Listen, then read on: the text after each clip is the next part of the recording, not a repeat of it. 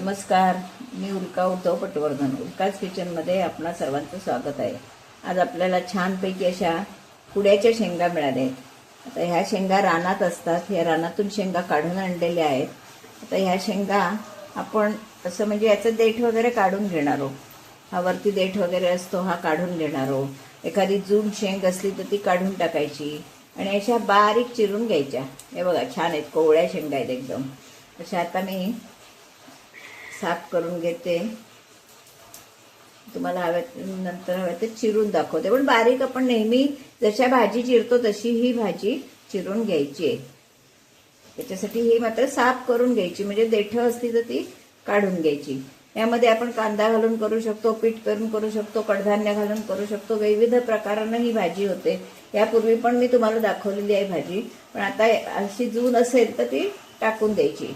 आणि कोवळ्या कोवळ्या शेंगा अशा आपण त्यातल्या घ्यायच्या. जून शेंग घेतली तर ती शिजत नाही म्हणून काढून टाकायची. ही भाजी पोटासाठी एकदम चांगली असते. विशेषतः ज्यांना कृमी व्हायची हे असते, सवय असते, त्यांच्यासाठी तर ही भाजी एक नंबर. ही भाजी खाल्ली की कृमीची म्हणजे कमी होते, कृमीची तीव्रता कमी होते.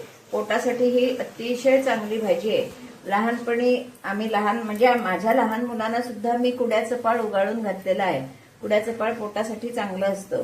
मी कुड्याचं झाड खणायचं, त्याची मुंडली काढायची, म्हणजे त्याचं हे काढायचं आणि ती उगाळून, पाण्यात उगाळून आपण जेव्हा बाळगुटी घालतो त्याच्याबरोबर ते घालायचं.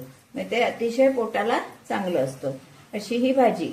आता ह्या आपण शेंगा चिरून घेणार. मी दाखवते तुम्हाला चिरून, मग बाकीचे चिरते. नंतर थोड्या उकडून घ्यायच्या, जसं आपण टाकळा वगैरे उकडून घेतो. हे बघा, अशा चिरायच्या. खूप छान भाजी होते आणि कडू तर नाही, म्हणजे कडू असतात शेंगा, पण अशा उकडून वगैरे घेतल्या की कडू लागत नाही. आणि वर्षातून एकदा तरी ही भाजी खावीच. आणि आता हा सीझन सुरू झालाय. हे बघा, अशी मी भाजी चिरून घेणार आहे. सगळ्या साफ करून अशी चिरून घेते. हे सुंदर चिरायलाही काय फार मोठं कठीण नाहीये, एकदम सोपं आहे. नंतर मी त्या पाण्यात टाकून चांगल्या उकळवून घेणार आणि मग भाजी करणार. अशी ही भाजी सगळी चिरून घ्यायची. मग पुढची कृती तुम्हाला दाखवणार. त्या कुड्याच्या शेंगा मी तुम्हाला दाखवल्या होत्या, त्या आपण चांगल्या उकळवून घेतलेल्या आहेत. म्हणजे त्याचा चिकही जातो आणि थोडा कडूपणाही कमी होतो. त्यामुळे छान शिजतात पण चांगल्या. मग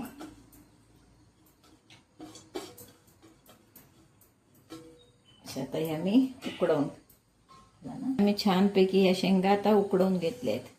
आता आपण फोडणी तयार करूया. त्याच्यासाठी मी थोडे हरभरे पण घेतलेत उकडवून. हरभरे भिजवून ते उकडवून घेतले. हे बघा, छान शिजलेले आहेत हरभरे. थोडा कांदा घालणार आहे. आता आपण भाजी करूया. त्याच्यासाठी कढई घेते. भाजीसाठी तेल तापत ठेवलंय.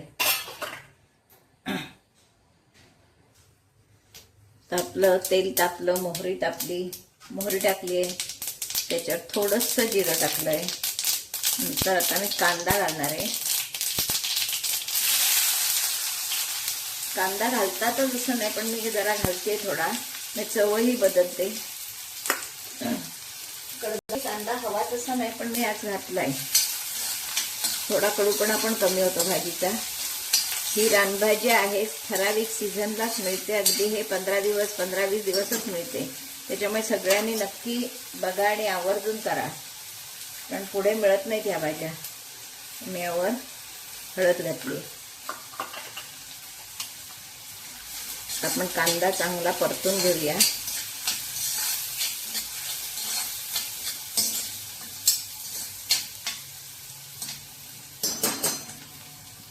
दोन मिनिटं झाकण ठेवते.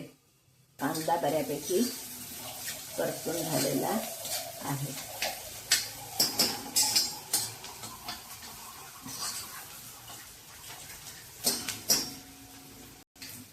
आपण कांदा चांगला आपला परतून झालाय.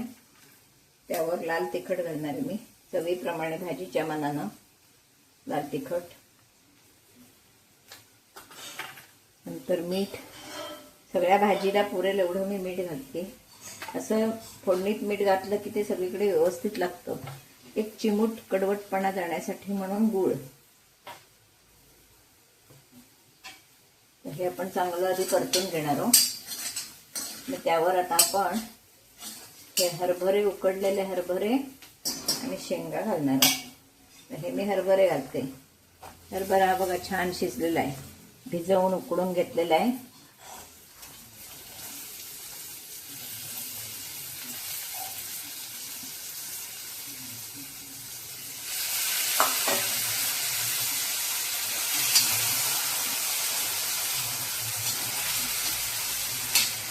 त्याच्यावरच आपण या शेंगा टाकणार आहोत.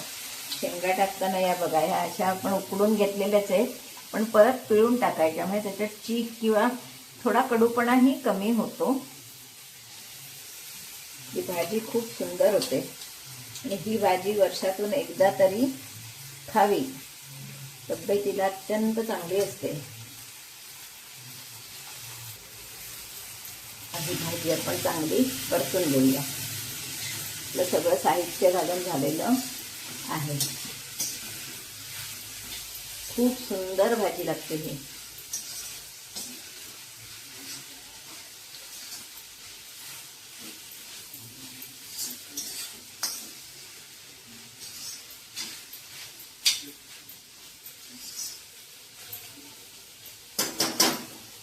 झाकण ठेवणार आहे वर. वाटलाच तर थोडा पाण्याचा हपका मारायचा, कारण आपण सगळंच पाणी पिळून काढून टाकलंय. व्यवस्थित शिजून मसाला वगैरे लागण्यासाठी थेंबर पाणी घालायचं, कारण पाणी आपण त्यातलं सगळंच काढून टाकलंय. मसाला व्यवस्थित लागायला हवा. तर छानपैकी वाफ काढली की आपली भाजी झाली. शेतली ही भाजी जवळजवळ आता ही झालेली आहे, कारण आपण सगळं शिजवूनच घेतलेलं आहे, त्याच्यामुळे काही प्रश्न नाही. आता वरती आपण ओलं खोबरं घालायचं.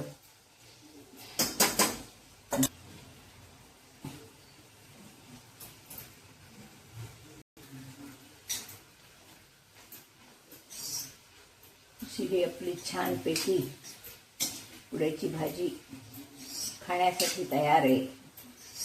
पोळीबरोबर, भाकरीबरोबर, भाताबरोबर कशाशी खा, पण वर्षातून एकदा तरी नक्की करून खा. कारण ही भाजी खूपच अगदी आरोग्यदायासाठी चांगली आहे. नक्की करून बघा.